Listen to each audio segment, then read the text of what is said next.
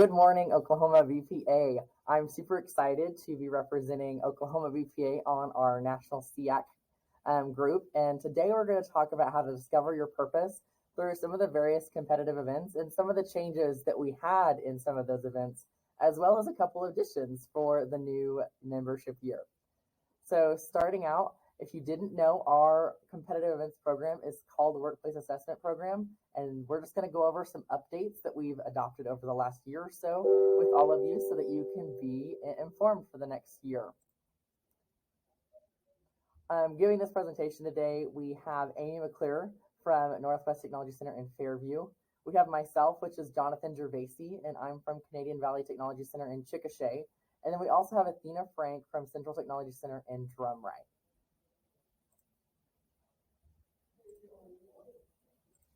Just a little outline of what we're going to talk about today. We have some general updates like software, rubrics, reference materials, release forms, visual aids, and NLC team qualifiers.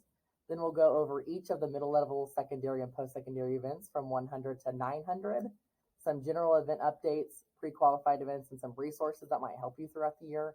And then we're going to go over some recommendations, some important dates, contact information, and then any questions you might have, we'll give you our email so you can send this to us. So first off, just some general WSAP updates.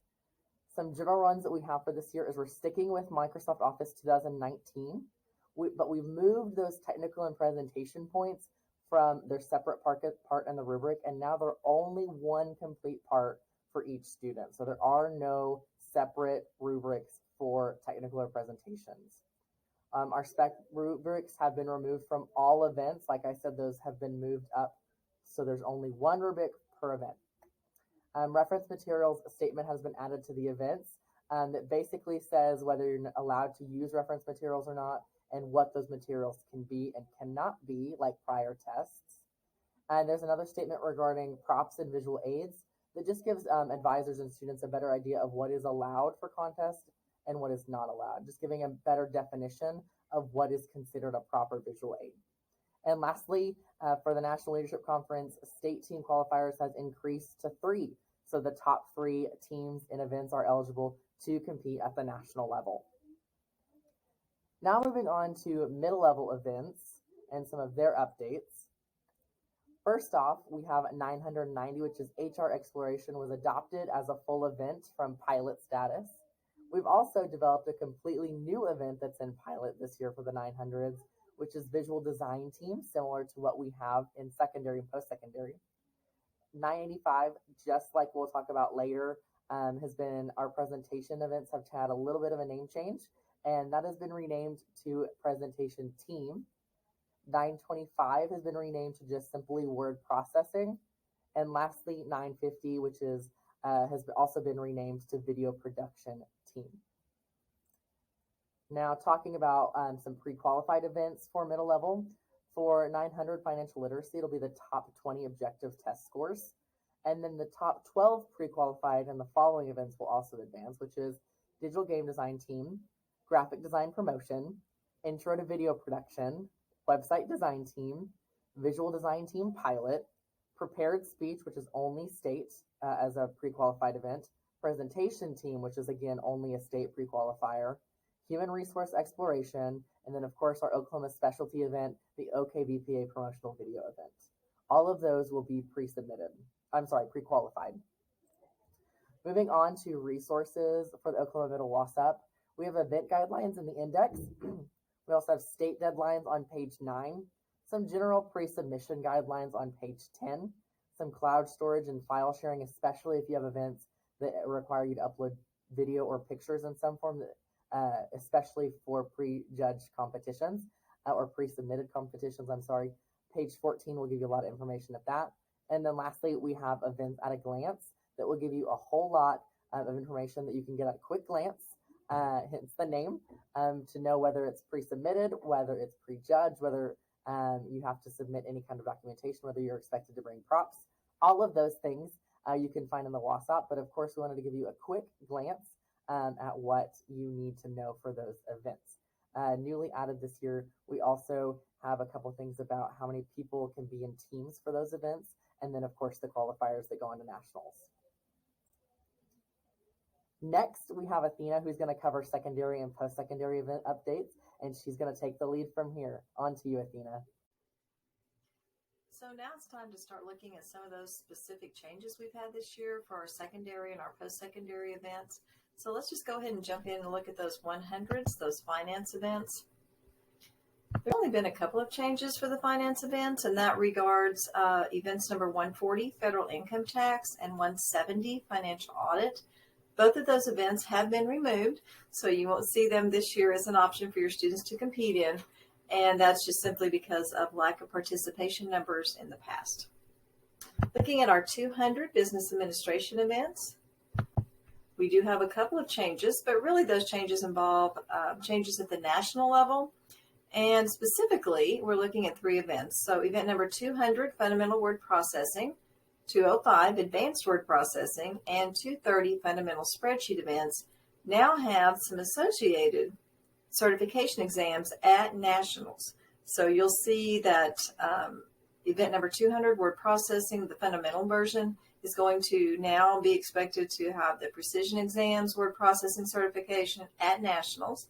The advanced word processing will have the MOS Word 2019 expert, and that's definitely much more challenging than just the regular MOS Word 2019 certification test. And then also the 230 fundamental spreadsheet is now going to have the Mouse Excel 2019 associate certification at NLC. As far as the state level goes, there's been simply no changes to those events. Again, but something to keep in mind as you're preparing students to advance forward to that national level. Moving to our 300 levels, that's the Management Information System events.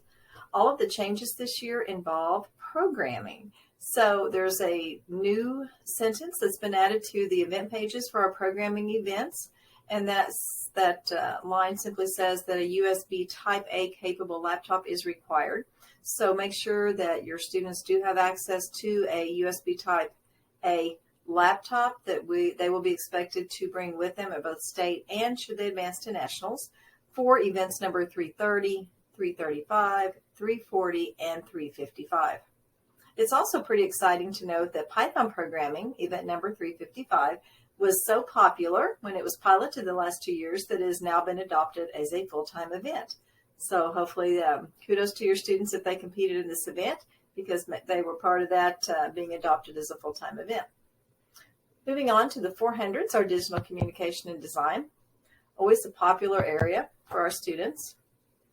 Lots of good changes. Advisors, you're going to be excited about this one, and I think your students will be too.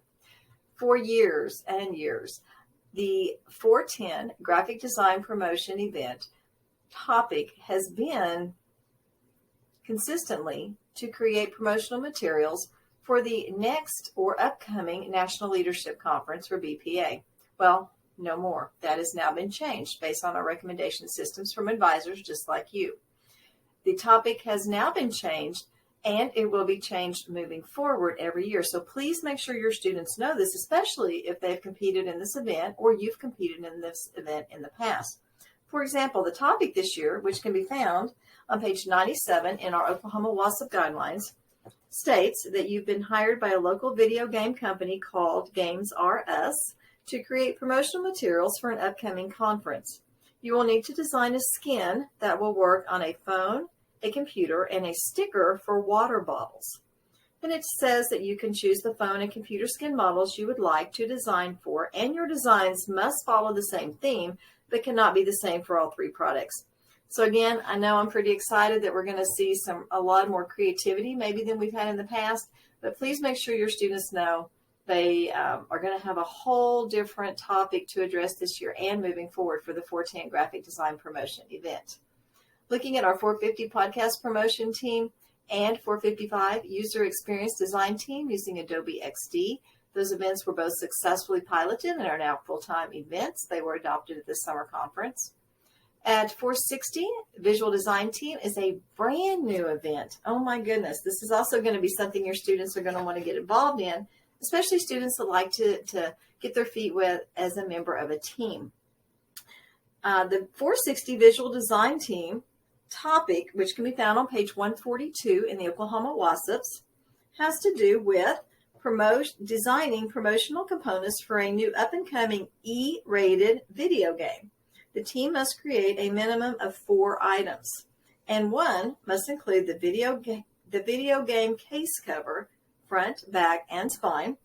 Other items could be characters, digital download gift card, social media ad, campaign, store posters, swag, etc. So really lots of options, lots of creativity on this brand new event. So I hope that Oklahoma advisors and students will get involved in this pilot event, and maybe next year it'll be adopted as a full one. We've also seen some changes in 2 events. Our Advanced Desktop Publishing and Fundamentals of Web Design have simply switched numbers.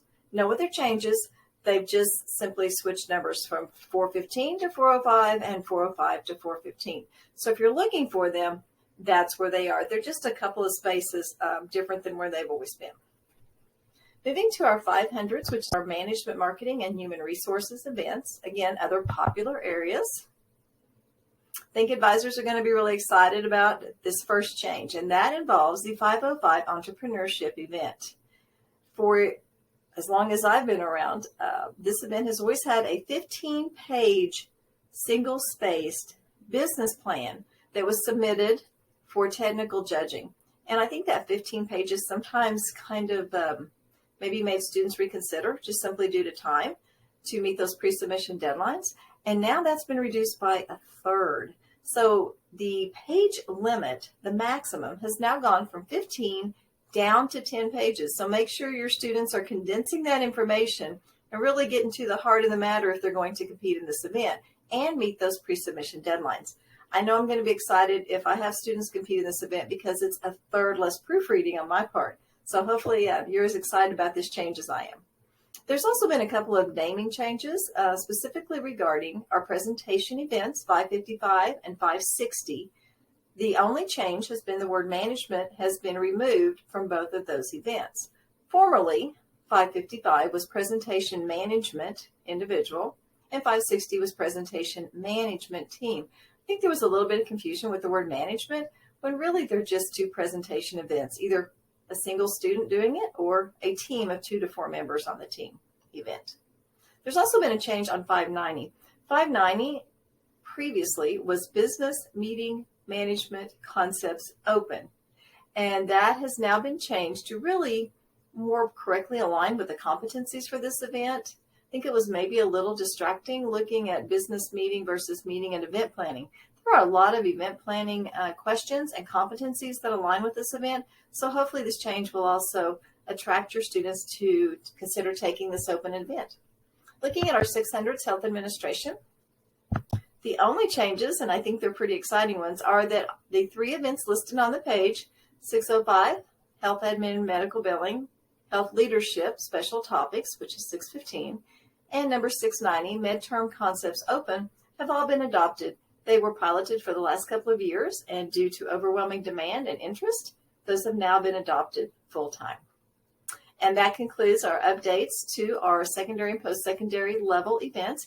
Now turn it over to the fabulous Amy McClure, who's going to give you some great resources, some important deadlines, and tips and techniques to be successful at this year's state conference. Hello, everyone. Now we're going to wrap up with just some resources and some things to consider as you're submitting competitions. The first thing, resources, be sure you pay attention to your event guidelines. Read through all of them. On page 16, it tells you about some cloud storage and file sharing. Be sure to look at your events at a glance to make sure your students can compete in those events, because sometimes you can only enter that competition once. So be sure you pay attention to that. Also on page 21 and 22, you'll notice the state deadlines. So make sure you reach the state deadlines, and your pre-submission guidelines are in 23 and 24. So in planning that on your contest guidelines, be sure you pay attention to your deadlines, especially for pre-judged events. You want to get those in early so that they can be judged and find out if you've pre-qualified or not. When you go to Tulsa, you're in the finals. Make sure that you have the equipment necessary, your materials. Make sure you understand cell phone rules. If you're sharing equipment, make sure you're not going to have contradictions there. make sure that when you put students into your contest that they can only be in 2 contests, and only one of those can be a team. So they can do one individual and one team, or they can do 2 individual contests. They cannot do 2 team contests unless it's virtual. In virtual, everything is unlimited and it's open, and it does not count against their contest for state. So make sure, that as they're looking at signing up for those, that they pay attention to time, the team, make sure they have the skills that will make them successful.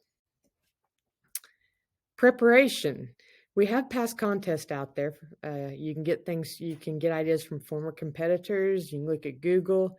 CTYLU has regional contests out there, and National BPA has where you can buy the contest packages, where you have those exams that students can practice with from past conferences.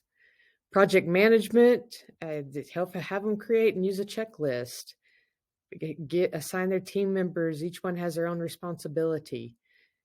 Just meet the deadlines, put them on a schedule, stay on a schedule, follow up with them regularly, make sure that they meet the requirements. You hate for someone to make it to the state and not have the required dress code there. We always put our teams, especially in BPA outfits. We have a closet where we have slacks, jackets, and shirts, and we always put them in matching BPA attire. That way there is no question whether they meet the requirements or not. So take that into consideration. Things they can do to practice, work on a mock competition.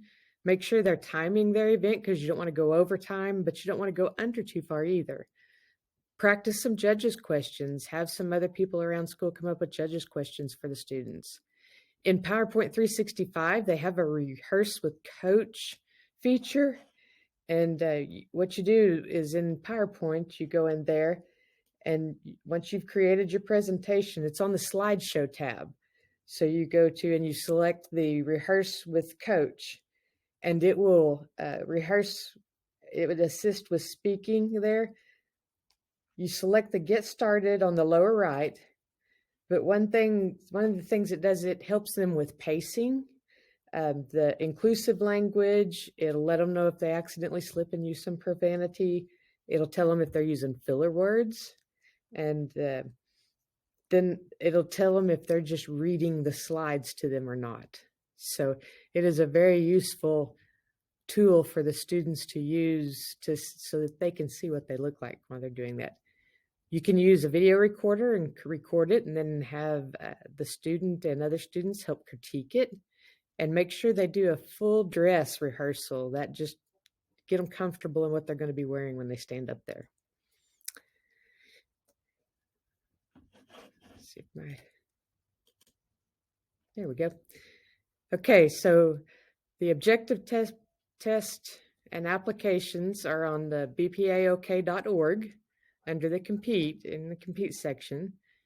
Your skills guidelines and rubrics are there. You can use Google or Quizlet. Be sure that when you're on the online BPA practice exams, the student member ID password is capital O, capital K, and lowercase practice with an exclamation point. These will open September 1st through January 31st, and they'll have 24 hours, 7 days a week accessibility to those. Advisors don't have to log in for them. So on CTYLU, they have 8 years of regional exams that you can print out. On the BPA OK, there's 3 years of regional, but those are online, which helps. And National BPA has 4 years that you can download and print, but the advisor has to purchase those. So for the mid-level set, it's $20, and for the secondary and post-secondary set, that's $40. So some important dates we want to look at is the state officer application will be due December 1st. So if you have anybody running for state office, be sure they have all of their information uploaded to Paxton by the 1st of December. The screening, where students go down and they will do an interview, they take the BPA exam and do their little kind of quick speech that they put out on the web, those things, that will happen on December 15th. So make sure students know that they're getting close to the end of the semester, but they'll have a screening on the 15th to determine who goes on the ballot. Spring leadership registration opens up the January 12th. It'll be the 12th through the 27th. So make sure you fall into that time period of about 2 weeks there. Online testing begins February 1st, and it will go through the 17th and close at 5 p.m. on the 17th. Recognition awards and scholarship applications are going to be due by February 10th. BPA Cares, Torch Awards, Quality Chapter Awards, those things are also due February 10th, so put that date on your calendar. And this date for sure have on your calendar. It's your pre-submit deadline for those competitions that have to be pre-qualified, that will go before the judges when they get to state. That has to be in by February 17th at 5 p.m. That's for secondary and post-secondary. Mid-level state contest will be February 23rd, and then SLC will be held at the Tulsa Hyatt Regency on March 6th through the 8th. So there's just a few updates we have for you. Not too much has changed, but a few topics have changed in some of those competitions. So be sure you read through. Don't just assume that everything is like it was last year, because it is not. So if you have any questions about any of this, the next slide will be contact information. You can reach out to Paxton, Athena, Jonathan, or myself, and we would be happy to help you in any way we can. So thank you.